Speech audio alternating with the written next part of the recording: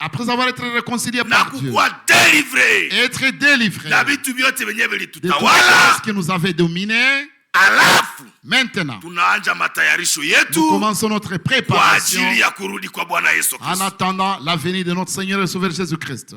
Je ne sais pas si vous avez bien suivi cela. Ainsi, mon frère, nous devons être délivrés. Tu n'as pas choix de toutes choses. Par la puissance du sang de Golgotha, nous devons marcher. Tu n'as pas choix de un homme libre. Amen. Amen. Satan, Shetani, il n'a plus le pouvoir sur nos corps, sur nos esprits, sur nos âmes.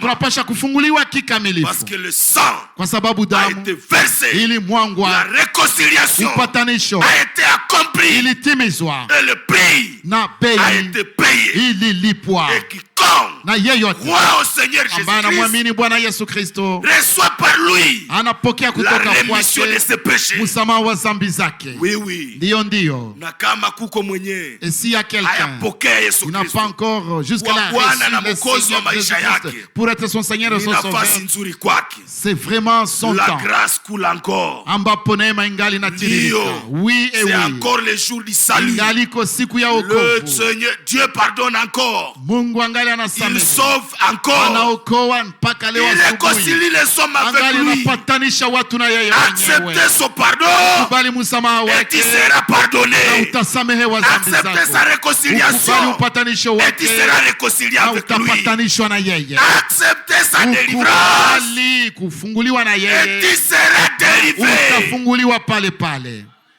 Amen. Amen. C'est très important. Ni ya muhimu sana ile. Oui, oui. Ndiyo. Après ile Après cela, matayarisho yetu dans notre préparation, inakuya. après cela, notre préparation vient.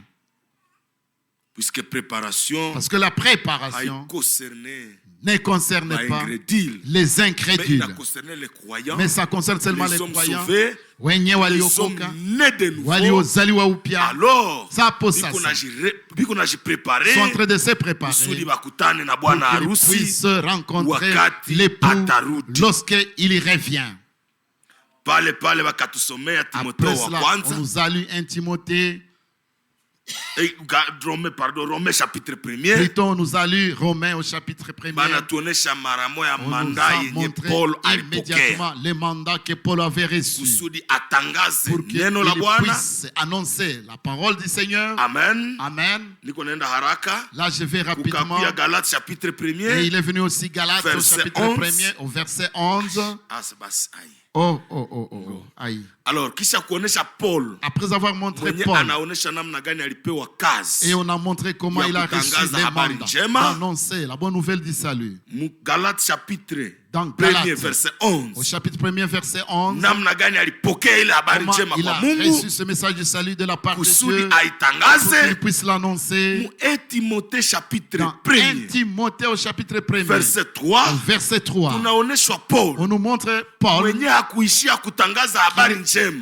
qui ne s'est pas seulement arrêté à annoncer la bonne nouvelle du salut, qui est de la préparation, mais aussi il s'est occupé de donner des ordonnances pour que l'enseignement de ce qu'il a reçu de la part de Dieu, ça ne puisse pas être annoncé au milieu du peuple. Amen. Je ne sais pas si vous avez bien suivi cela avec intérêt. Là, immédiatement, il a dit à Timothée, je t'ai laissé là-bas pour que tu ordonnes à certaines personnes qui ne continuent pas à enseigner des doctrines étrangères. Vous voyez mes frères, un homme de Dieu a annoncé parole de Dieu. Il annonce la parole de Dieu, mais ne s'arrête pas seulement là-bas. Il dénonce aussi ce qui est contraire à cet enseignement. Amen. Et celui qui a reçu l'amour de la vérité, immédiatement, il reçoit la haine du mal, du mensonge. Excusez. Il reçoit la haine du mensonge. Ça marche de pair, s'il vous plaît. Tu ne peux pas aimer la vérité et supporter, tolérer le mensonge. C'est impossible. Ceux qui se sont réjouis de l'iniquité, ce sont ceux qui n'ont pas reçu l'amour de la vérité. Ça, c'est très important. Ile ni ya muhimu sana. Galates chapitre 2. Wagalatia sura ya pili. Apocalypse chapitre 2. Et après cela, plutôt on est par l'Esprit de Dieu. Apocalypse au chapitre 2. Immédiatement là-bas, l'Esprit de Dieu félicite les frères de l'âge de l'Éphèse qui étaient bien enseignés par Paul, un homme envoyé de Dieu, qui était mujumbe de l'âge de l'Éphèse, les avoir enseigné la sainte doctrine, immédiatement Roho anabapigia aksanti parce qu'ils n'ont pas supporté les méchants. Ils n'ont pas supporté les méchants, mais plutôt ils ont discerné ceux qui se nomment apôtres et ils les ont trouvés menteurs. Et la Bible dit, et l'homme de Dieu a dit, kipimo cha kupimia ni neno la Mungu. Nous devons éprouver chaque homme par cette parole. Que notre Seigneur soit grandement loué. Galates chapitre 1. Wagalatia sura ya kwanza. Parle malédiction. Immédiatement, laana inatangazwa est annoncé contre tous ceux qui enseignent les doctrines étrangères. Ils sont sous la malédiction. Et ceux qui reçoivent cela, et tous ceux qui leur tendent l'oreille, et aussi immédiatement sont sous la même malédiction. Amen. Que notre Seigneur soit grandement loué. Dans Thessaloniciens au chapitre 2, verset 10 maintenant. Là, on nous a montré comment. Il y a des gens qui n'ont pas reçu l'amour de la vérité. Ainsi, en manquant cet amour de la vérité, ils sont tombés dans les interprétations particulières. Oui, oui.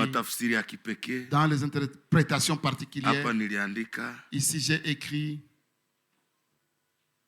Ils sont entrés dans les interprétations particulières, dans leurs opinions, parce qu'ils n'ont pas reçu l'amour de la vérité. On insiste sur ceci. Il n'y a pas question, il n'y a pas moyen de prêcher la vérité sans dénoncer des doctrines étrangères. Mafundisho za kigeni. Amen. Pour que ceux qui ont reçu la vérité qui n'entrent pas sous l'influence de ces fausses doctrines. Tu ne peux pas dénoncer la fausse doctrine sans dénoncer ces faux enseignements. Amen. Comme tu ne peux pas prêcher la parole de vérité sans citer ceux qui à travers eux cette vérité nous est parvenue. Voilà pourquoi Paul pouvait dire à Timothée, n'ayez pas honte de la bonne nouvelle et de moi-même son serviteur. Amen. Alléluia. Alors, là, l'homme de Dieu a souligné. Il a dit que nous savons de quoi il s'agit. Tunajua inahusikana na nini leo.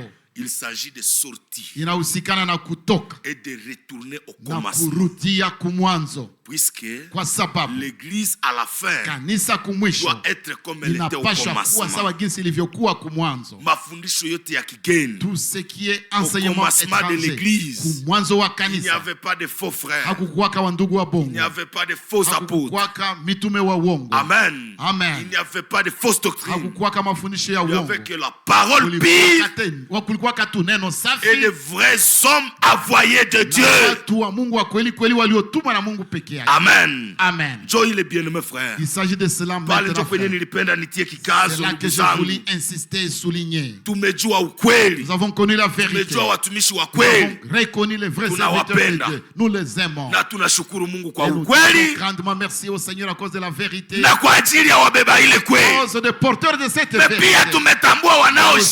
Nous avons reconnu ceux qui se nomment, qui sont menteurs. Les dénonçons.